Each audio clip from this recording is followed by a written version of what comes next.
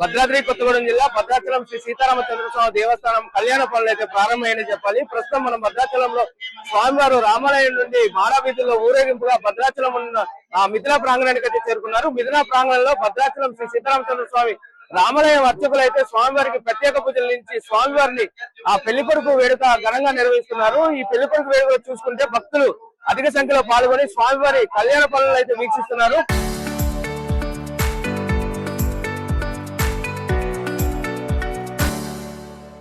కళ్యాణ పనుల ప్రారంభంలో భాగంగా స్వామివారికి తలంబ్రాలు కలుపుట, తర్వాత పెళ్లి కొడుకులు చేయట, అనేక పూజా కార్యక్రమాలు రామాలయ అర్చకులు అయితే ఇక్కడ మిథిలా ప్రాంగణంలో నిర్వహిస్తున్నారని చెప్పాలి. ప్రస్తుతం మనం వెనక భాగంలో చూసుకుంటే స్వామివారిని పెళ్లి కొడుకు చేసే వేడుకను రామాలయ అర్చకులు అయితే అంగరంగ వైభవంగా నిర్వహిస్తున్నారని చెప్పాలి. భద్రాచలం ఈవో దామోదర్ ఇక్కడే ఉండి స్వామివారి కళ్యాణ పనులను దగ్గరుండి వీక్షిస్తున్నారని చెప్పాలి. రామాలయ అర్చకులు వారి కుటుంబ సభ్యులతో చేరుకొని ఇక్కడ పసుపు కొట్టే కార్యక్రమాన్ని నిర్వహించడం జరుగుతుంది. ఇది అనాదిగా వస్తున్న ఆచారం. ఇక్కడ స్వామివారిని పెళ్లి కొడుకు చేసిన అనంతరం స్వామివారి కళ్యాణ తలంబ్రాలను కలపడమే కాకుండా స్వామివారికి రామాలయంలో మళ్ళీ ఊరేగింపుగా తీసుకుని వెళ్లి వసంతోత్సవం, అనేక కార్యక్రమాలు నిర్వహిస్తుంటారు.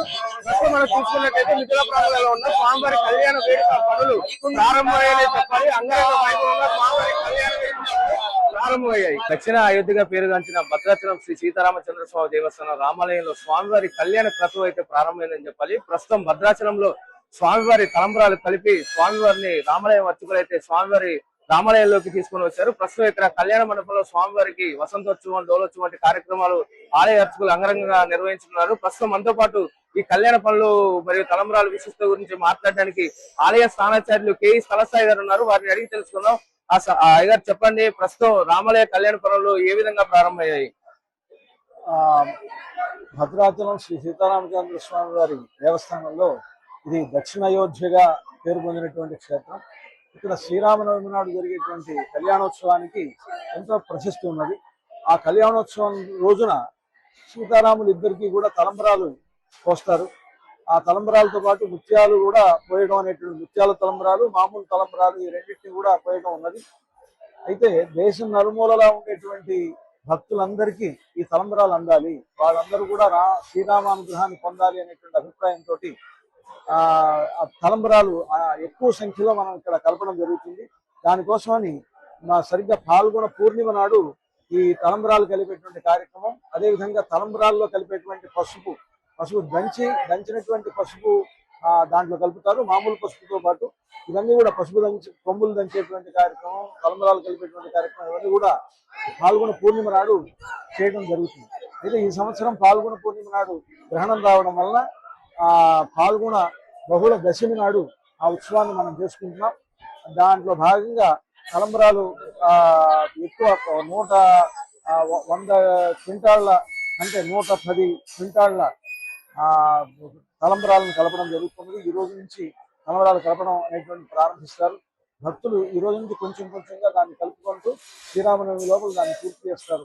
ఆ తలంబ్రాలను శ్రీరామనవమి నాడు కళ్యాణంలో ఉపయోగిస్తారు. దేశంలో ఎక్కడ చూసినా స్వామివారి తలంబ్రాలు కానీ, హిందూ సాంప్రదాయ పెళ్లిలో ఉపయోగించే తలంబ్రాలు కానీ పసుపు రంగులో ఉంటాయి. కానీ భద్రాచలం రామాలయంలో మాత్రం గులాబీ రంగులో ఉంటాయి. ఎందుకు? దాని విశిష్టత ఏమిటి? ఆ ఒక్క శ్రీరామనవమి నాడు కళ్యాణంలో మాత్రమే ఈ గులాబీ రంగులో ఉండేటువంటి తలంబ్రాలను స్వామివారికి, అమ్మవారికి వినియోగిస్తారు. దానికి కారణం ఏంటంటే ఆ రోజుల్లో తానీషా స్వయంగా ఆ కళ్యాణంలో పాల్గొన్నప్పుడు ఆయన గులాం తీసుకొచ్చేవాట. ముస్లింల సంప్రదాయం ప్రకారం సంతోషాన్ని వ్యక్తం చేయడానికి గులాం చల్లుకుంటారు. ఆ గులాంని కూడా ఈ తలంబ్రాల్లో కలిపేటువంటి ఆచారం ఆనాటి నుండి ఏర్పడింది అంటారు. కనుక ఒక శ్రీరామనవమి నాడు జరిగేటువంటి కళ్యాణోత్సవంలోనే ఈ విధంగా గులాబీ రంగులో, ఎరుపు రంగులో ఉండేటువంటి తలంబ్రాలను స్వామివారికి వినియోగిస్తారు. రామాలయం వేద పండితులు స్థానాచార్యులు గారు చెప్తున్న వివరాల ప్రకారం గతంలో గడిచిన కాలంలో హైదరాబాద్ నుండి అప్పుడు ఉన్నటువంటి తానీషా కళ్యాణ రాజు ఎవరైతే ఉన్నారో ఆయన గులాముని అత్తని వీటిని తీసుకురావడం వల్ల ఈ పసుపు కాకుండా గులాబీ రంగులో ఉంటాయని ఆలయ స్థానాచార్యులు అయితే తెలుపుతున్నారు. Local to global news at your finger tips. మీ చేతిలో ఒక ఆయుధం. Download Raa TV app. Media legend Ravi Prakash is back.